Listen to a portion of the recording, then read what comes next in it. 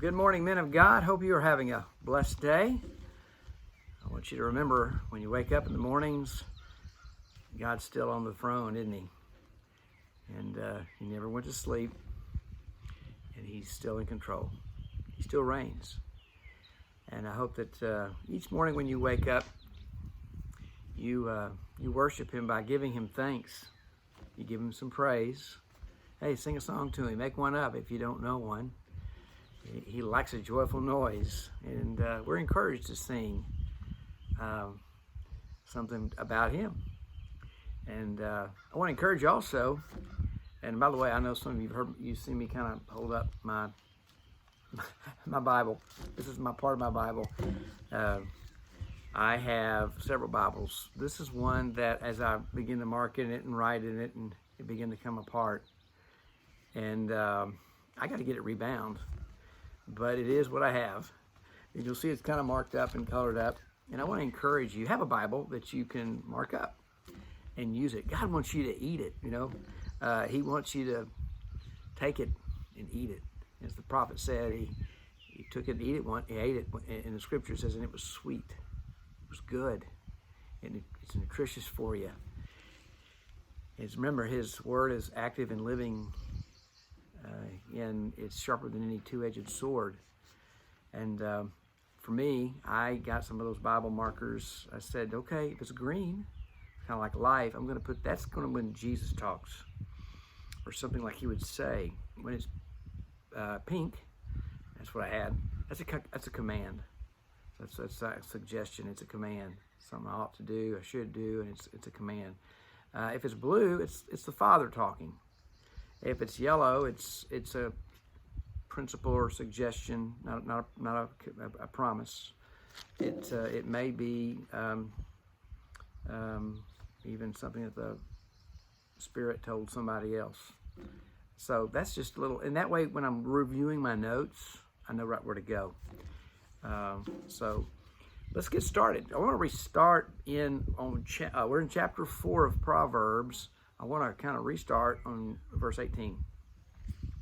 Verse 18 reads, "But the path of the righteous is like the light of dawn, which shines brighter and brighter until the full day." And I kind of left off with somebody that you like being around who's uplifting. And it's important. Have you ever been around somebody? I got to tell you, my wife is a very uplifting person. She doesn't like to, frankly, hear the bad news at all. She just says, I don't want to hear about any news I can't control. And she's very wise in that. Us men, we kind of tend to get, a lot of us, we tend to, if we're listening, you know, this is happening, you know, that's happening, and, you know, these people are doing this, these people are doing that, and we get all, you know, stirred up inside, don't we? The Proverbs chapter 4 is about the father's wise instruction to his son. And it's really, as you begin to unpack it, he's saying, okay, to get a job done, you got to be focused, and you have to be guarded of where your eyes go and what your attention is given to. We live in an ADD society, don't we? Attention deficit disorder society. And yeah, I've been accused of that. I'll just tell you, there's so many things to look at. You're driving, you know, and you're listening to this. You look at the signs, and they're flashing before you. And I don't even do the social media. I did it one time. I got on social media one time, and man, it seemed like 2 hours flew by like that. Oh, look at what they're doing. Hey, look what they're doing. You know what? I figured I cannot handle it. I've got to be more focused. And so, you know what God is saying from Proverbs, and what the Father is saying to the Son, if you're going to get a job done, you need to be focused. Don't be deterred. Don't look to the left or to the right. Let's read what, I'm going to read this here. Just, we're going to unfold this as we go. So he says, "But the path of the righteous is like the light of dawn, which shines brighter and brighter until the end of the day. The way of the wicked is like a deep darkness. They do not know over what they stumble." We're going to talk about that. "My son, be attentive to my words. Incline your ear to my sayings. Let them not escape from your sight. Keep them within your heart, for they are life to those who find them, and healing to all their flesh. Keep your heart with all vigilance, for from it flow the springs of life. Put away from you crooked speech and devious talk far from you. Let your eyes look directly forward, and your gaze be straight before you. Ponder the path of your feet, and then all your ways will be sure. Don't swerve to the right or to the left. Turn your foot away from evil. These are things that, and when you read this, when I was young, I used to say, oh yeah, that's right. Oh yeah, that's right, that's right. But you know what I didn't do? I didn't look at it in all the different layers of life. And this is what we have to recognize, is that the Proverbs is for all the layers of life, in a sense. The person who is a bright light. My question is who do you know that's a bright light? Who do you want to be around? Who's uplifting?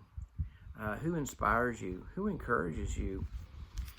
Sometimes we're inspired by what they say. Sometimes we're inspired by others, of course, what they do. We didn't really get to know them, but we like reading about them. I want to encourage you, find great people of faith and people that achieve great things, who had great character, and read about them. Biographies will teach you about real life, the hardships. You know, when I was young, I used to think, gosh, people that achieve a whole lot, they don't ever have any struggles. I found out just the opposite was true. The ones who achieved a lot actually went through the very most of cost, the highest exerted efforts, the toughest sufferings. They went through the most. Anywhere from, we think about Olympic athletes, all for a piece of metal, a gold medal, and in pursuit of that dream. So it is a principle that if you're going to achieve, you're going to have to pay the price. And this is what the Father is saying. And so again, I always like to talk to you young men, because it's like, son, I'm here, and I want to share something with you about how you're going to experience the best in life, so that you don't have to look back with regrets. You don't have to look back with a lot of pain. Now look, we're all going to have some regrets. We've all made mistakes. We've all sinned, and we fall short of the glory of God. The way to minimize that, though, is to be around men and be plugged in and be accountable to other men who are for you. And by the way, a principle is, be around with those who celebrate you. Don't you love being around somebody who really believes in you? It's a funny thing how you perform better. Certain coaches of you that were athletes or teachers, they expected more of you. It's amazing how you just sort of raised your bar a little bit and you did a little better for them, right? Others, they were down on you, and guess what? Like you kind of became and you kind of performed kind of how they expected. We all tend to rise or fall based on people's expectations. Well, you know what? Get around those who expect you and see the best in you. Let me tell you some great news. The Lord God, He expects great things from you. He has a great purpose and a plan for you. But let me tell you this, if you fail, well, you think God's ever disappointed? Can we disappoint Him? We can disappoint Him. Yes, He has feelings. He's a God. He's very clear about He's a person. However, you think God's ever surprised? No, He's never surprised. I'll tell you this.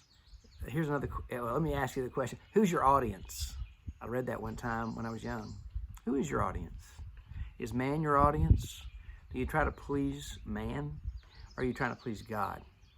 Integrity are those people who live by a standard and by the same way, the same principles, with the convictions that they're going to do the right thing to the best of their conviction and their knowledge and regardless of the cost, because they believe in the principle of rewards for integrity.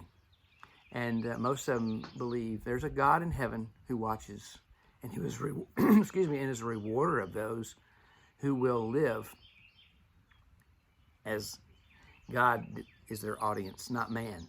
They don't seek man's approval. Now, it's good to have man's favor, but it's good to have the favor of the righteous ones, and who will hold you to a higher standard that will help you to live in the character of Christ. So as you consider living in this way, and living as an uplifter, or those who uplift. Remember, it's not just to receive. Yes, you want to pursue those. Be a giver. You see, the joy comes in giving. And love, think about this. When you're loving somebody, who are you thinking about?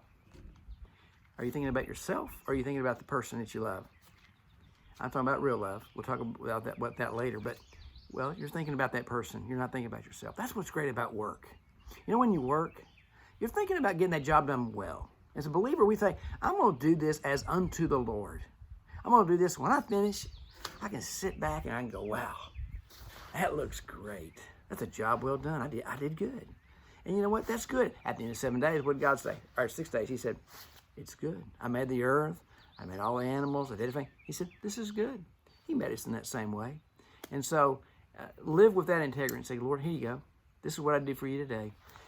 So when we're loving somebody, a child, or your spouse, or your friend, or somebody in need, you give without expecting anything in return. You give because you're thinking about their best, adding life to them.